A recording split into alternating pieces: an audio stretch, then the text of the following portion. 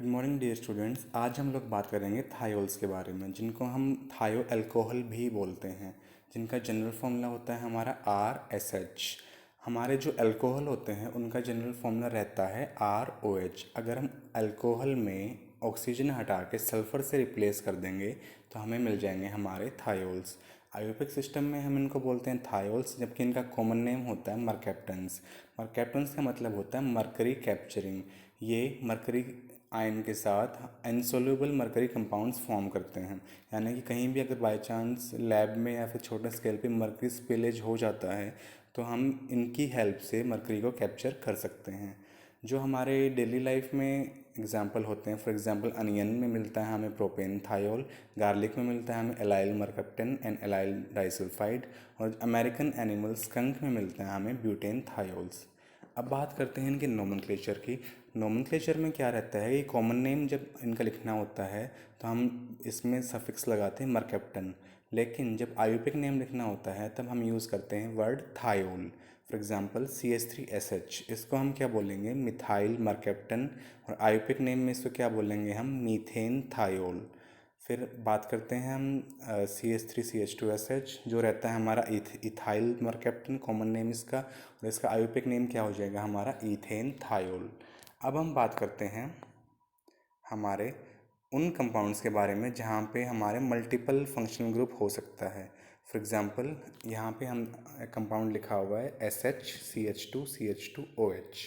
अब इसमें हमारे दो फंक्शनल ग्रुप हैं, एक हमारा OH है, एक हमारा SH है। तो इस केस में जो हमारा प्राइमरी फंक्शनल ग्रुप होगा वो होगा हमारा OH। तो इसका नाम क्या लिखा जाएगा, आयोपिक नेम क्या हो जाएगा इसका, 2 मरकैप्टो इथेनॉल। ठीक है। अब जब हमारा इसको एज ए प्रीफिक्स यूज़ करना पड़ता है आयोपिक नोमेनक्लेचर में, तो हम एस एच को क्या लिखते हैं, हम मरकैप्टो लिखते हैं। ठीक है। और कॉमन नेम क्या रहेगा इसका, बीटा हाइड्रोक्सी इथाइल मरकैप्टन। ठीक है। तो दूसरे एग्जांपल देख लेते हैं। बेंजीन यहाँ पे है, उस पर हमारा जो प्राइमरी फंक्शनल ग्रुप लगा हुआ है वो है कार्बोक्सिलिक एसिड, और इसके थर्ड कार्बन पे हम अटैच्ड है हमारा ग्रुप SH। तो इसका कॉमन नेम क्या रहेगा, मेटा मरकैप्टो बेंजोइक एसिड, और इसका आयोपिक नेम क्या हो जाएगा, 3 मरकैप्टो बेंजोइक एसिड। अब हम बात करते हैं इनके मेथड्स ऑफ प्रिपरेशन की। तो इनको हम बना सकते हैं एल्काइल हैलाइड से। जब हम एल्काइल हैलाइड की रिएक्शन करवाते हैं सोडियम हाइड्रोसल्फाइड के साथ, तो जो सल्फर पे नेगेटिव चार्ज है ये एक्ट करेगा एज ए न्यूक्लियोफाइल और अटैक करेगा हमारे आर ग्रुप पे। आर ग्रुप पे इसलिए अटैक कर रहा है क्योंकि आर ग्रुप पे हमारा डेल्टा पॉजिटिव चार्ज, क्योंकि वो अटैच्ड है हाईली इलेक्ट्रोनेगेटिव हैलोजन के साथ। तो हीट करेंगे तो हमें मिल जाएगा हमारा एल्केन थायोल, और साथ में हमें sodium halide as a salt मिल जाएगा। फिर हम सेकंड प्रिपरेशन इसकी कर सकते हैं सोडियम एल्काइल सल्फेट के साथ। तो सेम सोडियम हम हाइड्रोसल्फाइड यूज़ करेंगे। इस केस में हमारे पास क्या है दूसरा रिएक्टेंट, वो है हमारा सोडियम मिथाइल सल्फेट। तो सल्फ़र अटैक करेगा हमारे कार्बन पे, क्योंकि वो अटैच किससे है, ऑक्सीजन के साथ, जो कि हाईली इलेक्ट्रोनेगेटिव एटम है। तो यहाँ पे मीथेन थायोल का फॉर्मेशन होता है, और साथ में हमारा मिल जाता है हमें सोडियम सल्फेट। फिर हम नेक्स्ट रिएक्शन करते हैं अल्कोहल के साथ। हम अल्कोहल से इसको ले सकते हैं जब हम इसको ट्रीट करवाते हैं फॉस्फोरस पेंटासल्फाइड के साथ। तो अल्कोहल लिया हमने, इसको ट्रीट करवाया फॉस्फोरस पेंटासल्फाइड के साथ। हीट करने पे जो ऑक्सीजन है उसको रिप्लेस हो जाएगी किससे, सल्फ़र के साथ, और हमें क्या मिल जाएगा, फॉस्फोरस पेंटाऑक्साइड। और दूसरा हम बना सकते हैं इसको, जब हम इसको पास करते हैं इसके मिक्सचर को हाइड्रोजन सल्फाइड के साथ एंड अल्कोहल, किस पे, हम यहाँ पे थोरियम डाइऑक्साइड के कैटलिस्ट पे 673 केल्विन पे। तो उस टाइम पे हमारा फॉर्मेशन किसका होता है, हमारे थायोल्स का फॉर्मेशन होता है। अब इनको हम एल्कीन से भी बना सकते हैं। एल्कीन के साथ इसकी जब रिएक्शन करेंगे हम हाइड्रोजन सल्फाइड की, तो निकल सल्फाइड हमारा रहेगा कैटलिस्ट, और इसमें 573 पे मार्कोनिकोव्स एडिशन होगा। तो यहाँ पे इसमें क्या रहेगा कि नेगेटिव पार्ट कहाँ पे जाएगा, जहाँ पे कम हाइड्रोजन होंगी हमारे कार्बन पे। तो SH जाएगा हमारा CH पे, और H जाएगा हमारे CH2 पे। फॉर्मेशन किसका हो जाएगा, हमारा 2 एल्केन थायोल का। ठीक है। तो अगर हमें हमें 1 एल्काइल थायोल चाहिए हो तो उस टाइम पे हम हीट की बजाय लाइट का यूज़ करेंगे और हमारा क्या हो जाएगा, एंटी मार्कोनिक कोऑक्साइड एडिशन होगा। और यहाँ पे हमारा नेगेटिव पार्ट ऐड कहाँ पे होगा, जहाँ जो कार्बन ज़्यादा सब्स्टिट्यूटेड है यानी कि CH2 पे। और हमें क्या मिल जाएगा, 1 एल्केन थायोल। यानी कि इस ये रिएक्शन जाती है हमारी फ्री रेडिकल मैकेनिज्म से। फिर हम इसको इसका एक और मेथड जो प्रिपरेशन है थायो यूरिया से, या फिर हम इसको एस एल्काइल थायो यूरोनियम सॉल्ट से भी बना सकते हैं डायरेक्टली, अगर हमारे पास अवेलेबल है तो हम थायो यूरिया लेते हैं, उसको हम रिएक्शन कराते हैं किसके साथ, हमारे एल्काइल हैलाइड के साथ। तो हमें क्या मिल जाता है, एस एल्काइल आइसो थायो यूरोनियम ब्रोमाइड। तो ये बनता कैसे है, जब हमारा थायो यूरिया में क्या होती है, हम कीटो इनोल टोटोमेरिज्म जैसी रिएक्शन होती है, सिमिलर रिएक्शन होती है, जिसमें हमारी जो नाइट्रोजन पे लोन पर इलेक्ट्रॉन है वो पुश करता है कार्बन नाइट्रोजन बॉन्ड पे, और हमारे कार्बन सल्फर बॉन्ड ब्रेक होके क्या बना लेती है, कार्बन सल्फर सिंगल बॉन्ड। जैसा कि आपको लास्ट लेक्चर में बताया था कि आपका सल्फर प्रेफर करता है सिंगल बॉन्ड फॉर्म करना। तो जब ये SH पे हमारे लोन पे और इलेक्ट्रॉन है वो अटैक करते हैं किस पे, हमारे R ग्रुप पे, और हमारा Br group as a anion इसी के साथ रहता है। तो जब हम एस एल्काइल आइसोथायो यूरोनियम जब हमारा बन जाता है, उसकी बेसिक हाइड्रोलिसिस करते हैं, तो हमें क्या मिलता है, हमारा थायोल्स एंड यूरिया साथ में हमें मिलता है। तो जब इसका नेक्स्ट मेथड ऑफ प्रिपरेशन है ग्रिग्नार्ड रिएजेंट के साथ। जब हम ग्रिग्नार्ड रिएजेंट को सल्फ़र के साथ ट्रीट करते हैं, तो पहले तो हमें मिलता है एडिशन प्रोडक्ट, उसके बाद उसको हाइड्रोलाइज कर देंगे तो हमें मिल जाएगा एल्केन थायोल, और साथ में हमें निकल जाएगा हमारा मैग्नीशियम हाइड्रोक्साइड हैलाइड। अब बात करते हैं इसकी फ़िज़िकल प्रॉपर्टीज़ की। फ़िज़िकल प्रॉपर्टीज़ में देखें तो पहली है हमारी फ़िज़िकल स्टेट। जो हमारा जो लोअर मेंबर होते हैं, फॉर एग्जांपल CH3SH, वो हमें मिलता है गैस की फॉर्म में, और जो बाकी होते हैं इनके हायर मेंबर होते हैं वो किस में मिलते हैं, हमारे कलरलेस वोलेटाइल लिक्विड होते हैं। और इनकी स्मेल होती है वो काफ़ी स्ट्रॉन्ग होते हैं, जितने भी थायो कंपाउंड्स होते हैं उनकी स्मेल हमारी काफ़ी अनप्लेजेंट और स्ट्रॉन्ग स्मेल मिलती है। लोअर मेंबर की स्मेल और ज़्यादा स्ट्रॉन्ग होती है, और जैसे जैसे हम आपके नंबर ऑफ़ कार्बन्स इंक्रीज़ करते हैं तो स्मेल कंसिडरेबली डिक्रीज़ हो जाती है।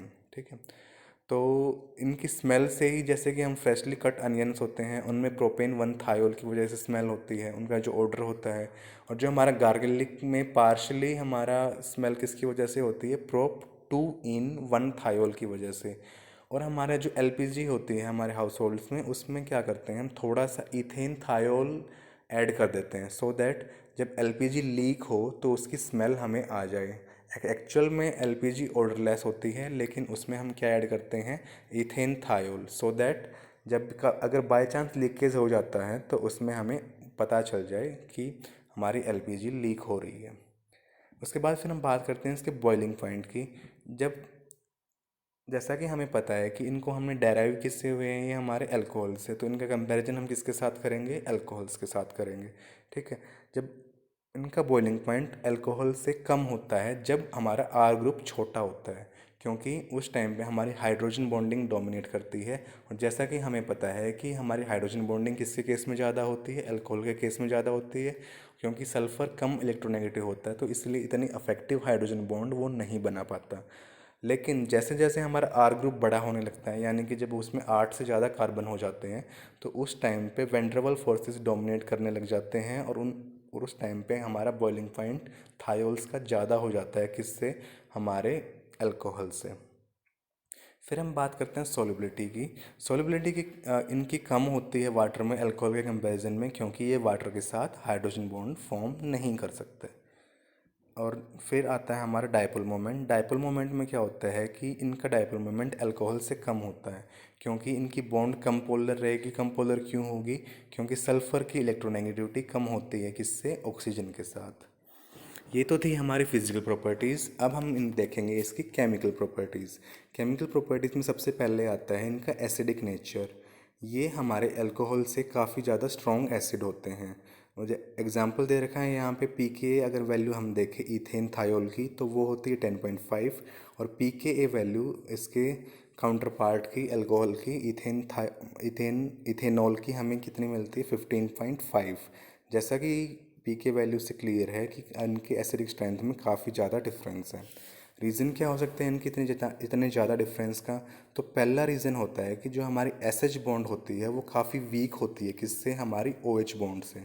क्योंकि बॉन्ड डिसोसिएशन एनर्जी से भी हमें पता चल जाएगा, एस एच की होती है 347.3 किलो जूल, जबकि हमारी ओ एच की रहती है 464 किलो जूल।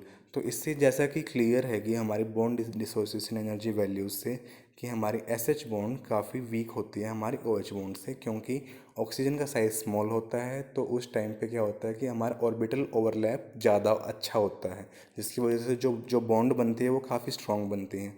लेकिन एस एच के केस में क्या होता है कि सल्फ़र का साइज़ काफ़ी बड़ा है, तो जितना ज़्यादा साइज़ बड़ा होगा उतना उसके बड़े ऑर्बिटल होंगे और उतना ही कम अफेक्टिव ओवरलैप वो कर पाएगा हाइड्रोजन के 1s ऑर्बिटल के साथ, और उतनी ही आपकी वीक बॉन्ड रहेगी।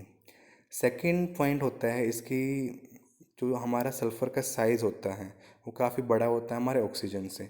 तो जो आर एस नेगेटिव एनाइन बनता है वो नेगेटिव चार्ज को मोर इजीली अकोमोडेट कर सकता है कंपेयर टू ऑक्सीजन।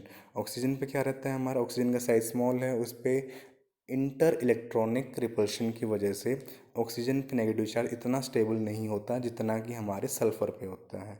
तो ये हमारे दो रीज़न हैं। पहला रीज़न कि हमारे एस एच बॉन्ड वीक है, और हमारा एस सल्फ़र नेगेटिव चार्ज को ज़्यादा इजीली अकोमोडेट कर सकता है कंपेरेटिवली।